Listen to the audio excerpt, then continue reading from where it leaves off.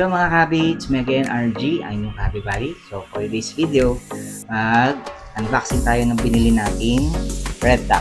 Yan. Yung Red Dot is brand ng Dr. Sight. So nabili natin siya kahapon sa Festival Mall, Alabang, kay Sir Vincent Hobby Shop. And bumili na lang tayong extra magazine. Yan. Naka-sale to. Yung extra magazine, ang original price niya is 1,695. So, nakuha ko lang siya ng 1,095. So, 600 din yung discount na nakuha natin Sir Vincent. So, yung mga gustong bumili, pwede pang humabol until now yata yung sale nila. So, dito, is wala tayong nakuha ng discount kasi parang selected items lang yung mga discount nila. So, tara, open natin ito. So, upon opening, yan. So, makikita nyo ito, yung mismong red dot mismo. And then, pamunas, yung Glock mount, tools, Allen, tsaka flat screw, and gel. Tapos, may papel siya na nakalagay na date. Ayan. Tapos, Dr. Red Dot Sight and remarks na is now damaged, checked by Jason. Okay? Then, wala na. Nasa kasama. Yan. So, naghahanap din ako ng manual kahapon. Wala pala siyang kasamang manual. So, itatago muna natin to kasi hindi rin natin magagamit. Tsaka itong Glock na mount, hindi natin siya magagamit. So, ang gagamitin natin tools, ang gagamitin natin tools para dito is ito, flat and thread lock. Yan ang dapat na ilalagyan natin screw. Okay, so lalagay natin yung red dot dito. Yan. Itong WE natin, may kasama na siyang plate. Yan, and screw. So, ayan siya. May kasamang plate and screw. So, ito yung gagamitin talaga natin. So, pwede muna natin itong plastic. Okay, lalapit ko yung camera para makita niyo kung paano natin ilalagay o install dito sa pistol natin. Wait lang, lalapit ko yung camera.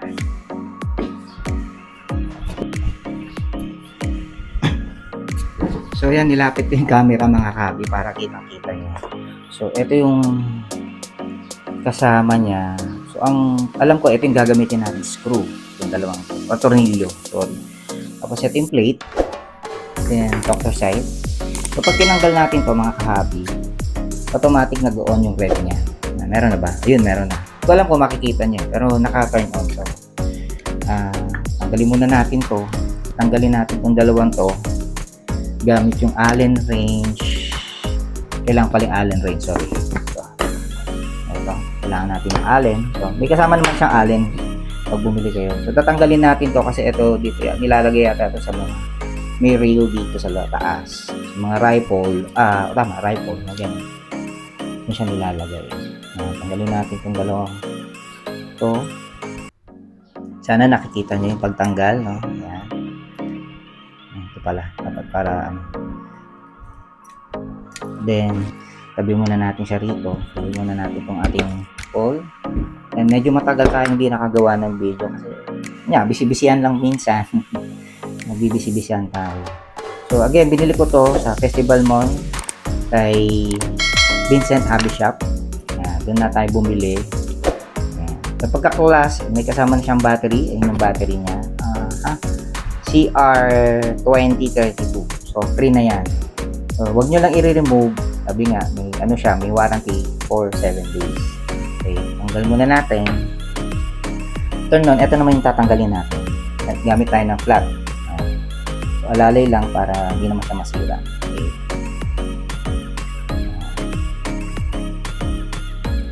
So, dahan-dahan din kasi may spring. Baka, ayun ito yung spring. Tabi lang natin. Yung spring. Yan, yung spring. So, dahan-dahan lang.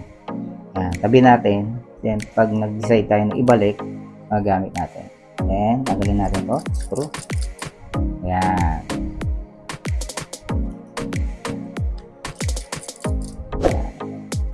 Maluwagan pa natin. Yun.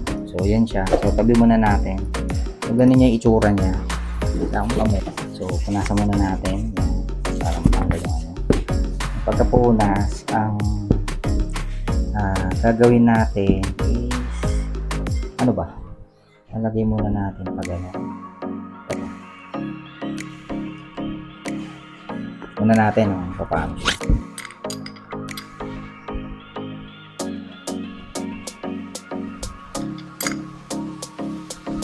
So, ang paglagay, ganyan siya.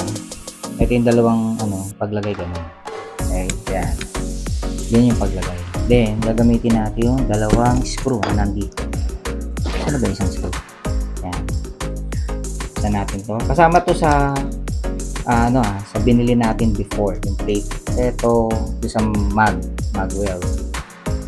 Ito, dalawang screw. Yung dalawang screw na kasama. Then, lagyan natin ng konting thread lock lang para makapit. Konti lang po huwag masyadong dadamihan para mag-lock ng maayos. Tingnan niya ano. Tama lang, ayan. Yung tamang nalagyan na ng konti. Tapos, medyo lang natin madami. Ayan. Para hindi lang naman siya bigay. Okay? Again, ang paglagay is, ganun nga ba? O kasi ganun, hindi siya so pag ganyan lagay at yung dalang butas at yung pag ganun, ayan. So pag ganun, pag ganyan nalagay, ayan. Then pag-screw muna natin to dito, ayan. Sana po nasusubaybayan nyo mga kahabi, no? May thread lock, medyo hikitan nyo lang ng konti, ayan. Hindi masyadong baka masira. Isang screw, nakapit siya. Yan. Oops, sorry. Laglag. Kalat pa doon. Patay tayo. Yan. So, tornilyo natin dito. By the way po, doon sa mga naka-WE katulad ko, ang fit lang po talaga sa WE na ganito, na red dot is doctor site lang po.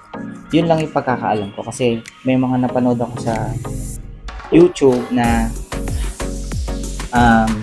RMR or ibang brand minumodify nila. So, parang tinatanggal nila tong apat tapos magbubutas sila. Yun yung ginagawa.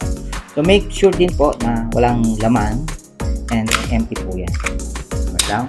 So, para safety po yun. So, ito, hindi ko na siya nilagyan ng thread lock baka kasi hindi ko na siya mahirap naman. Mahirap magkalas. Ayan. Yung iba po mga kahabi, naglalagay sila ng tanda. Hindi ko alam para saan yung tanda Dito, pentel pen, kulay blue, red. Hindi ko alam kung para saan yun Ayan. Medyo hipitan lang po natin ng konti para hindi siya gumalaw. Ayan. So, yung natin is made from Germany. Ayan.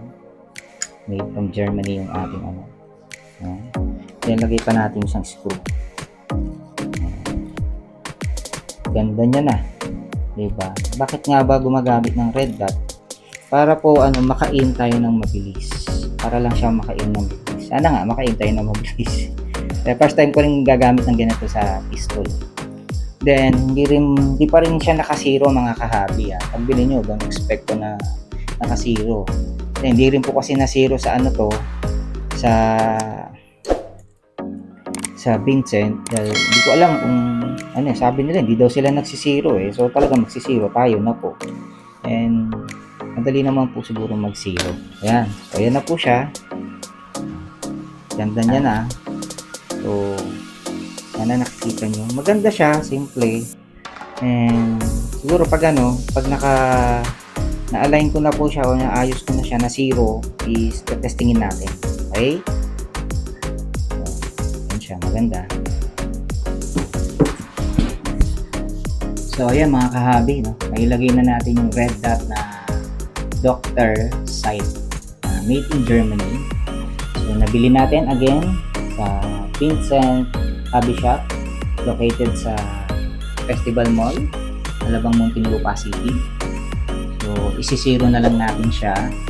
And then, yung price siguro mga kahabi, ilalagay ko na lang sa description box below kung magkano ko siya nabili.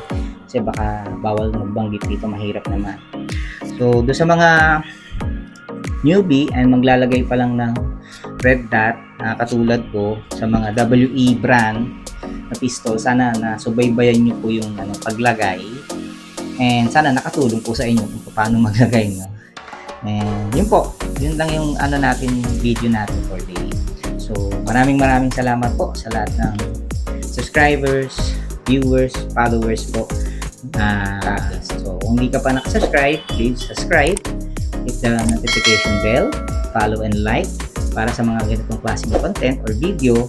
And abangan nyo po mga kahabi, no, na may bago na po tayong video na price list and updated airsoft model sa Vincent. Abangan nyo rin po yung mga pagpunta ko sa ibang shop pa. So maraming salamat po sa lahat, and God bless po sa atin lahat. Bye!